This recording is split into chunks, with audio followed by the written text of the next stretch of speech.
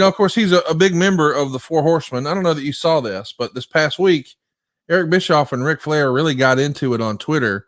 I think Dave Silva's got some of those tweets that we might want to post or share. Oh, but God. There's a big reaction from the folks going back and forth here. Rick posted the video of his return from 1998 and said, "Really, Eric? You don't understand? Really?" And Eric clapped back and said, "This was some of your best work ever. I'm so glad I made you."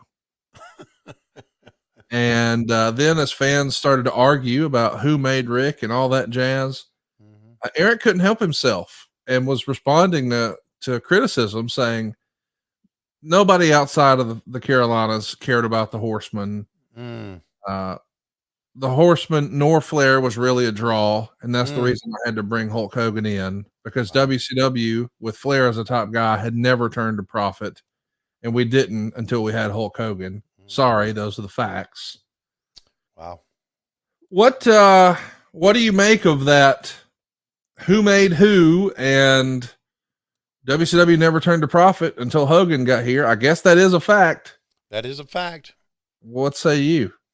Well, I hate to say this, but Eric is right about never turned a profit until Hulk Hogan got here. But I don't think you can lay the blame at the foot of Ric Flair. Even though I agree. And that's what I said, because as he's like, well, Crockett never made money and they went bankrupt. And I'm like, whoa. Crockett made money every year. Maybe they lost some in 87. They definitely lost in 88. Right. They had their best year ever in 84, and they beat it in 85, and they beat it in 86. Right. And Eric was kind of deflecting on this week's 83 weeks, saying, well, I mean, we were obviously doing better. And I'm like, whoa, hang on. You out of your own mouth said you didn't make a profit until 95. Right. So you made profit in 95, 96, 97, 98. So what you were running was only profitable for 3 years. The Crockett's were profitable all but 1 or maybe 2. I don't know. What say you? Yeah. About what? About the whole, did Ric Flair's career matter? Were the Horsemen a draw? Was Crockett a joke? Is it all less than? I mean, he's positioning it as if Hogan was a national star and Flair was a regional star. We were a regional promotion. With national TV. Georgia Championship Wrestling was a regional promotion with national TV. So was the WWF. Right. But they became the top promotion because Vince McMahon knew what he was doing. And number 2, they were based out of the media center of the country, New York City.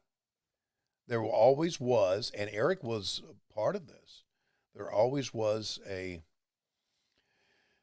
don't know how you say it, a bias against the South.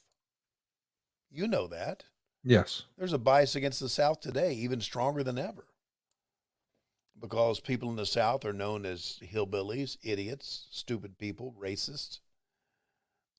And there was always a bias in the South back then. I've told the story before that when I said, welcome to the Lawrence Joel Coliseum for Monday Nitro, the home of the Wake Forest Demon Deacons, Eric, who very rarely got mad at me and said, why would you say that? The Wake Forest Demon Deacons, they don't mean shit on a national level. And I didn't say anything, and I wanted to say, well, you dumb fuck, you don't watch college basketball, do you? Right. And he didn't. But because Wake Forest was a Southern college, university, Eric was doing the same thing to WCW here that I mentioned this before, that NASCAR has done. They're embarrassed of the South, of what they've meant throughout the years, and they want to move to make it a national promotion. Vince McMahon never had that stigma, never had that problem. So there you go.